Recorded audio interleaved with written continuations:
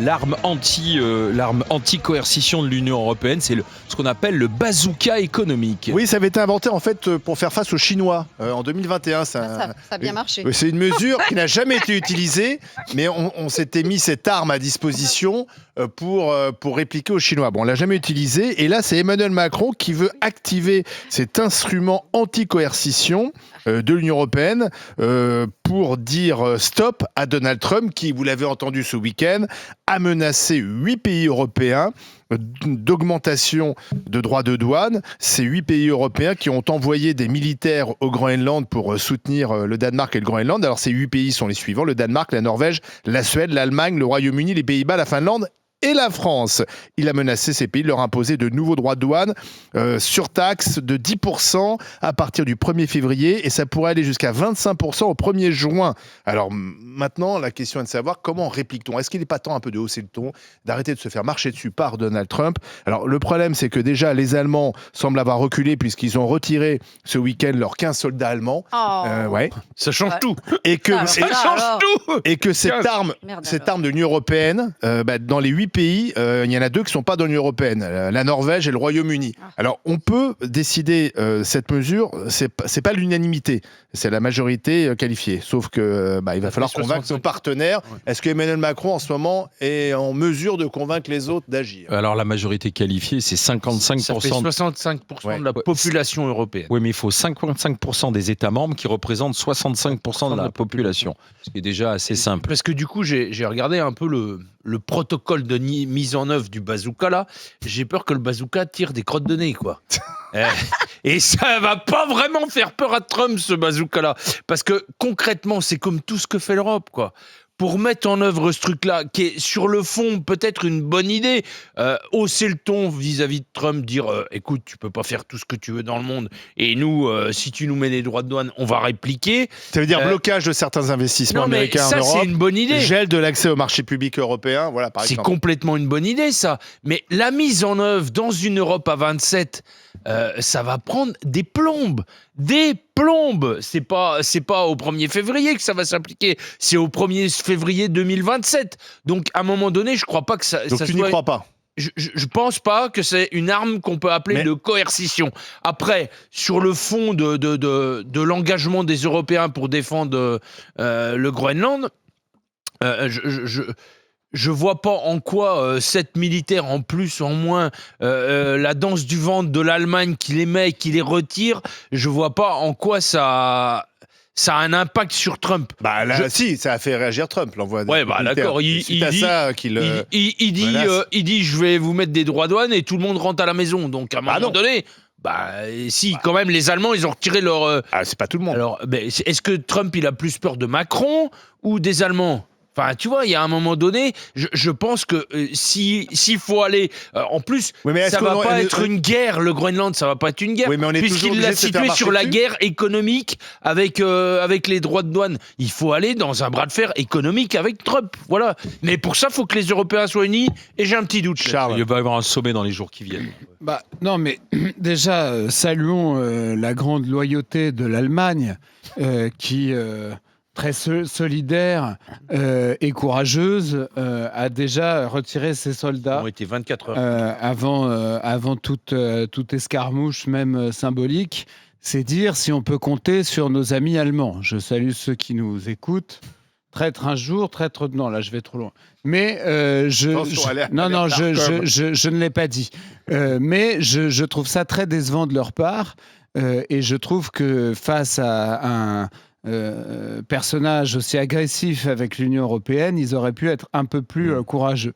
La France a été plus volontaire puisque la France a proposé il y a déjà plusieurs mois, avant que Trump ne remette sur la table sa velléité de conquérir le Groenland, elle avait proposé au Danemark d'envoyer des troupes sur le sol du Groenland. Ce qu'avait refusé le Danemark en disant non, ça regarde notre relation bilatérale avec les États-Unis, etc. Donc, on voit qu'il change de braquet. Moi, je pense qu'il faut prendre au sérieux les menaces de Trump, y compris d'une invasion terrestre. Je le crois tout à fait capable d'envoyer des soldats et de nous mettre devant le fait accompli. Et quant aux menaces douanières, il ne faut pas oublier que l'Europe est un marché majeur pour toute industrie dans le monde. C'est un très grand marché de plusieurs centaines de millions de personnes avec un fort pouvoir d'achat. Donc, il ne faut pas croire que Notamment sur les industries numériques américaines. Mais tout à fait. Et le plus solvable au monde. Il ne faut pas croire que si on restreint l'accès à notre marché, ce sera sans conséquence aucune pour les États-Unis. Donc moi, Mais est-ce qu'il faut le faire ? Oui, je pense qu'il faut le faire. Après, il faut arriver à le faire.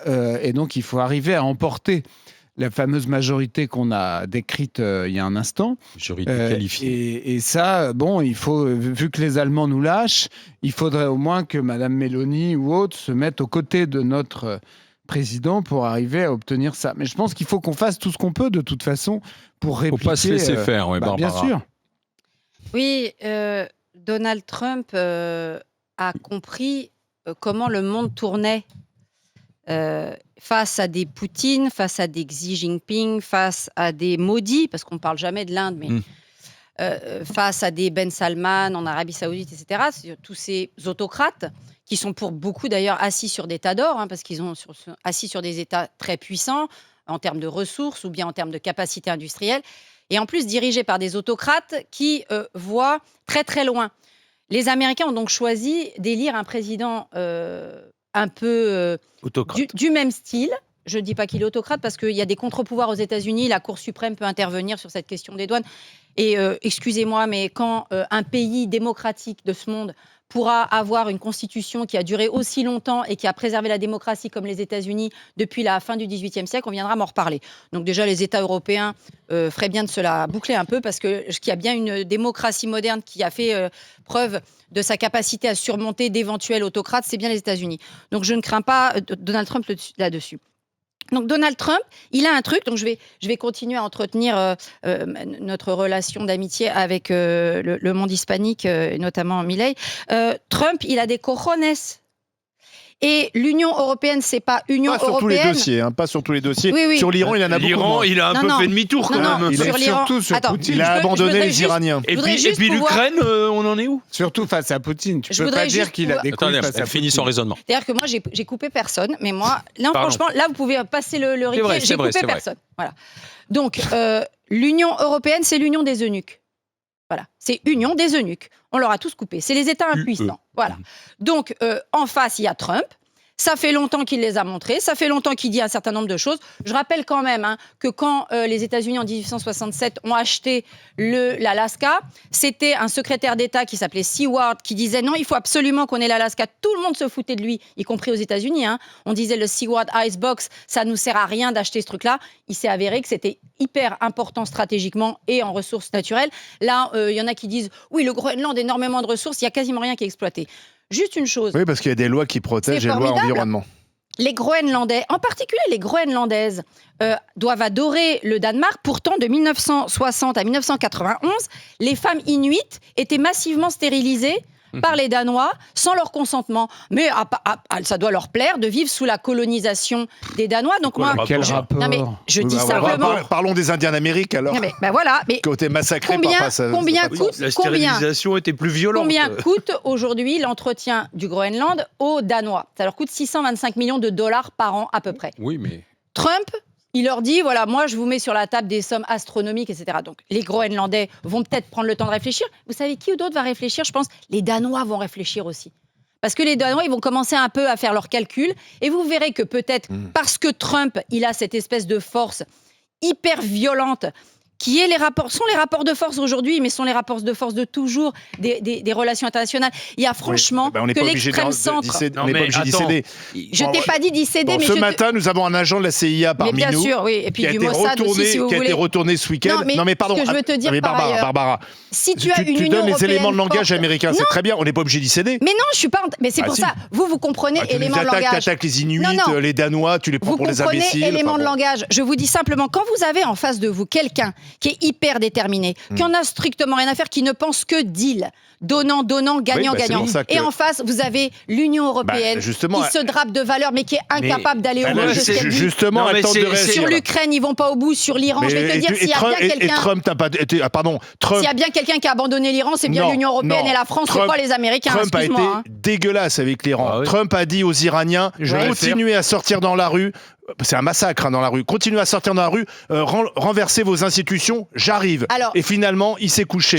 Trump a trahi la cause iranienne Olivier, et Trump se couche devant cher Poutine. Olivier, tu es au courant ton type qui a des coronesses, les coronesses parfois sont aplaties. Cher Olivier, es-tu au courant du fait qu'une flotte américaine sans précédent qui va leur coûter 8 millions de dollars par jour arrive? Et est-ce que tu penses que nous sommes tous dans les petits secrets des services secrets américains, des services secrets saoudiens, des services secrets israéliens qui sont sérieusement en train de travailler à la chute du régime? Toi, t'es dans les secrets. Moi, je pense, oui, qu'il y a... Non, je suis pas dans les secrets, mais je pense qu'ils sont en train de préparer quelque chose. Oui, sauf que, évidemment, ils sont pas en train de tout nous raconter. Et je pense qu'il y aura une intervention américaine d'une façon ou d'une autre. Pour l'instant, sur place, c'est la répression qui a moi, gagné. je vais te dire, Monsieur Macron a bien plus lâché le peuple iranien que Monsieur Trump. Macron n'a pas l'influence. Ben Salman ensemble. Mais Macron n'a aucune influence sur le dossier iranien. Tout le monde est formidable. Pour Macron. Voilà, pour Barbara, tout le monde est formidable, sauf les Français. Donc les Israéliens sont exceptionnels, même les Iraniens d'ailleurs. Les Saoudiens sont très bons. Voilà, les Saoudiens en soft power, bien meilleurs que nous. Sont formidables et la France est nulle. Elle est à jeter à la poubelle, etc. À l'international, elle est bonne. Là, par exemple, je trouve que sur le Groenland, on a plutôt pris le leadership de cette contestation. Wow. C'est nous qui avons les premiers envoyé nos soldats. C'est nous qui l'avions proposé 15 chasseurs alpins. Auparavant. Tu vois, je pense... Par rapport à des Allemands qui ont mis 15 soldats de 24 heures... Je pense que 3000 Barbara Lefebvre ne ferait pas le poids contre un chasseur alpin. Un consigné suffirait à repousser Trump, peut-être. Les 15 chasseurs alpins... J'ai pas ta présomption. Moi, j'ai du respect pour les chasseurs alpins. Et d'ailleurs, tu observeras que le compte... Et moi aussi, j'ai du respect pour l'armée française. J'ai pas de respect pour le chef des armées, en l'occurrence. Qui se moque d'eux et qui les humilie en permanence. Je suis pas... C'est humiliant pour l'armée française d'envoyer 15 chasseurs alpins au Groenland. Mais je suis pas sûr. La preuve, c'est que regarde, ça exaspère Non, mais explique-nous ça quand même. En quoi l'armée française, même avec 15 bons hommes, c'est humiliant pour eux, quoi. La guerre, là, on n'est pas encore dans la guerre avec les États-Unis. L'armée, elle est là pour être efficace, elle n'est pas là pour faire des boules de neige, excuse-moi. Les tweets qui sont publiés là depuis quelques temps par l'armée française, par le compte de la diplomatie française, etc., ils ont un côté assez mobilisateur. C'est pas nullissime, je suis désolé. Et donc, on verra, on dit que c'est à la fin de la foire qu'on compte les bouses. On verra à la fin si Trump a pris ou pas le Groenland. Moi, je vous prends plutôt le pari qu'il ne le prendra pas. Il y a quelque chose qui est différent quand même par rapport à l'Alaska. Barbara, tu nous parles de l'Alaska comme comparaison. L'Alaska, il l'achetait au tsar il y a 200 ans. Aujourd'hui, je pense pas que l'État, la démocratie du Danemark réfléchisse comme le tsar il y a 200 ans. Oui, les Danois, 25 millions de dollars or pour leur vendre aux Américains en 1917 les îles Vierges, qui te dit que demain, les Danois ne finiront pas par un accord qui sera peut-être pas une vente intégrale. De 1917 là où vous comprenez pas mon point de vue, je ne suis pas pour que Donald Trump s'empare du Groenland. C'est une attaque contre la souveraineté d'un État en soi, même si le Groenland n'est pas un État. Mais ce que je vous dis simplement, c'est qu'aujourd'hui, c'est les États puissants. Moi, j'ai pas envie que mon pays, la France, se fasse en permanence serve de paillasson à Poutine, en même temps, tu t'essuies les pieds sur l'Europe à longueur d'émission.